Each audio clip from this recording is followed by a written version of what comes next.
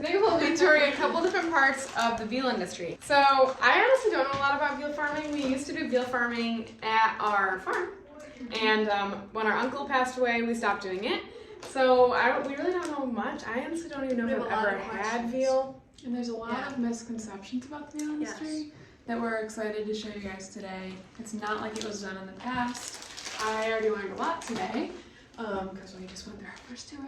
And I'm like, whoa, like the veal industry has changed so much, and I actually agree with the changes they made to be more ethical towards the animals. Right, so there was a lot of misconceptions, and like she said, everything is getting modernized now and nothing like it used to be. So like she said, we just went through the little feed plant, and it was really cool to see kind of the start to the finish. Like we even saw bags of our milk powder. So like our milk goes to make cheese, and then the cheese byproducts go back to this plant for whey. What did you learn on this little tour? Me?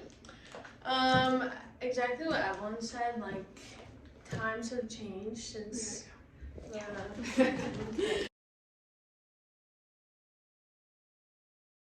Hi, I'm Alex. I'm in operations here at Strauss Veal Feeds. We're in North Manchester, Indiana.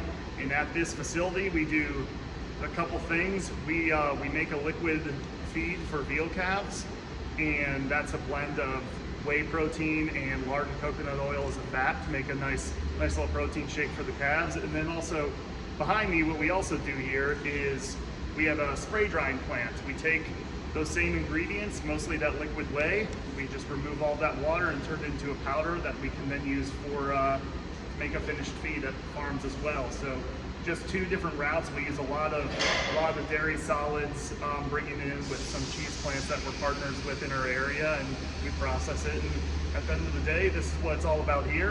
And then we'll ship that somewhere else where they'll make a finished feed, and then that's what that's all about, that they will then be feeding to the calves on the farm. It's got about 8 monitors, and everything's very automated. Instead of standing at a control board, flipping switches to open valves and start motors. For the sake of efficiency, we get back calls where if we dropped off at a farm, they'll go and grab whey at a cheese supplier. So for us, we do contract loads out for whey. We also make a blend of whey and fat.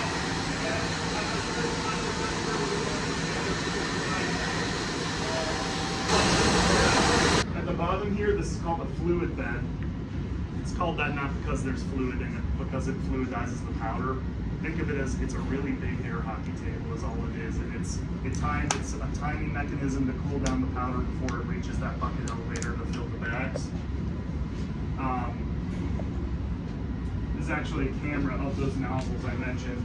So we have 6 of them spraying out. They go through what's called an orifice plate. It's fed with the grain. It's a clean straw, so because of iron, you got to cut it high, and it's cleaned so not to get any dirt in there for the iron content with this special straw. The liquid products that we took a tour are in this refrigerated room, the bulk egg like a dairy farm would have.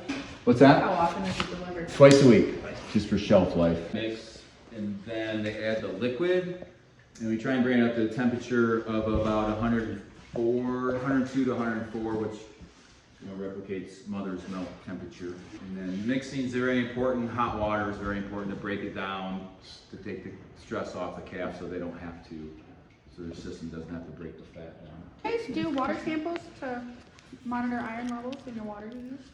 Yeah.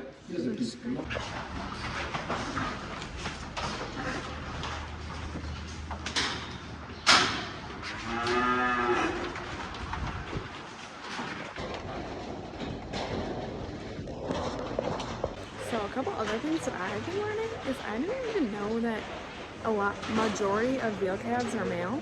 Our calves are getting milk for 3 months, and these get them for their whole entire lifetime, which is what affects the color of the processed meat.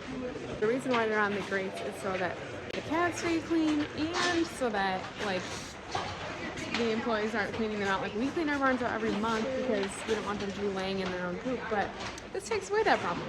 A little water. Oh my goodness, it looks like a bunny. No way they didn't have one. It is. She just told me. Oh my god. Calves in this barn aren't really ready to be processed yet. They're not old enough.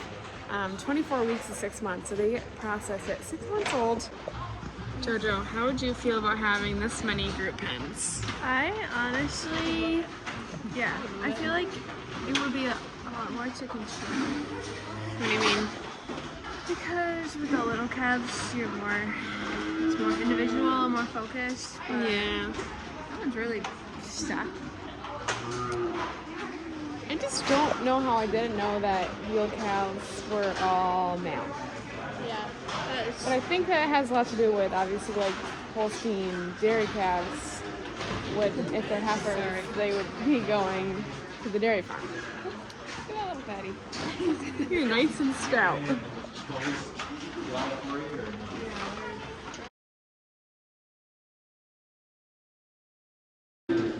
Evelyn's touching her first calf. Okay, what are we thinking? this is awesome. There's so many bad things said about the veal industry, and I can see why, because there's a lot of bad things out there about it in the past. Those are like all old videos, all old pictures. There's really not much about like what it looks like now. So I'm happy you guys are probably seeing this for your first time. Very true. Like we are. And it's awesome. The industry is changing for the better in so many ways, and we're really happy to see healthy cows. I thought it was interesting, like, they have it down to such a science that they know exactly what they'll eat, like how much grain. They said that these little stickers are markers. Are markers of how much milk that they get, and they just fill these up in milk. Wow, I didn't even know that. And then they drink the water from them. Yeah, I showed that. They just like it. That's what a rabbit does, not a cat. Yeah, so it honestly made me so shook that they are drinking milk their whole life. So they said that these calves in here have 6 months left until they're going to be processed. And animal lovers are obviously going to find that sad, but it is their purpose in life to be used for meat. And I also talked about the difference between Bob veal and this kind of veal later on, because I just learned about that. I didn't even know what Bob veal was. I had no idea. So, But like I was gonna say, you can be an animal lover, but there's always gonna be a want for veal, so they're gonna process it. yeah. And until there isn't, then it's gonna be around. And I'm glad that they're raised in a safe and humane way. Yes, me too.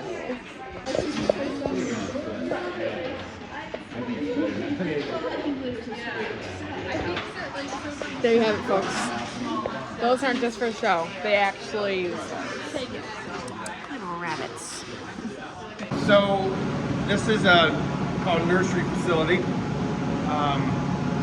Barn in total holds about 550 calves. We have 4 different rooms. We get the calves about 3 to 5 days old. Come off of the farms.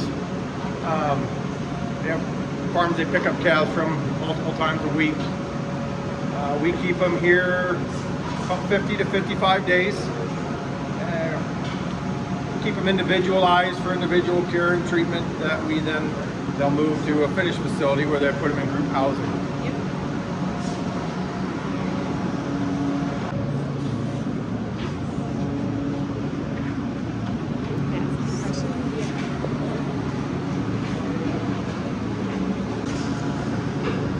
These babies are prone to want to suck on each other's ears or legs or side of their wherever they can. When they're done eating, they can get away from each other some, but you gotta keep the socialization. And it lets us individually monitor their feed intake when they're very young, which is very important to prepare them for group housing. They can spot around well. A lot of dairy farms are starting to breed to beef, and it's becoming more popular because we used to have to pay for our bull calves to be taken away because we wouldn't get anything for them, and we can get a lot more for a beef cross. So you see that a lot more prevalent here. Like, here's 3 in a row. Crazy. We have a baby Denny over there.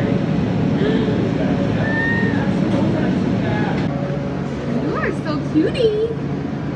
So cutie.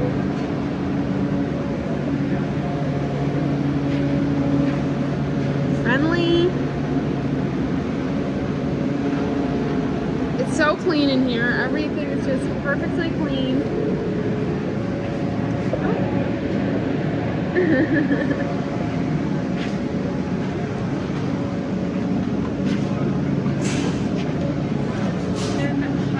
Highly impressed with this facility. He was saying those little yellow things right there, see those? Yep.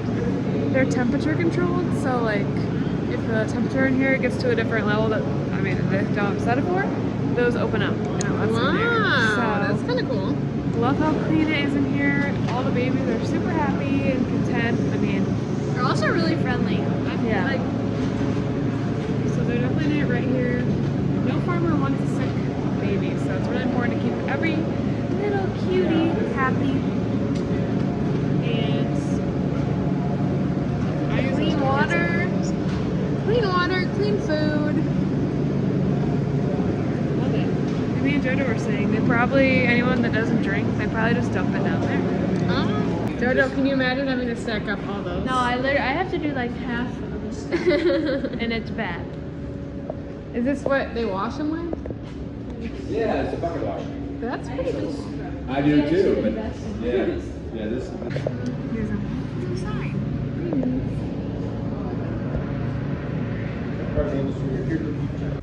All right, well, we just got back and that was such a good time. We're gonna actually go eat some veal at dinner tonight. And basically what I've heard today about how veal tastes, it's kind of more of a bland taste, so chefs like it because they can make it their own, like whatever they put on it is kind of what it tastes like, so we'll see.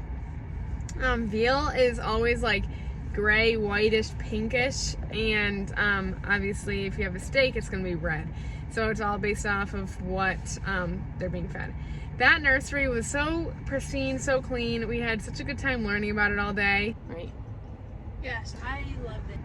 Definitely answered a lot of my questions that I had prior. So we're gonna go to dinner with all those wonderful people. Thank you guys for following us along on this tour. If you haven't yet, try some veal and tell me how you like it in the comments if you've already had it before.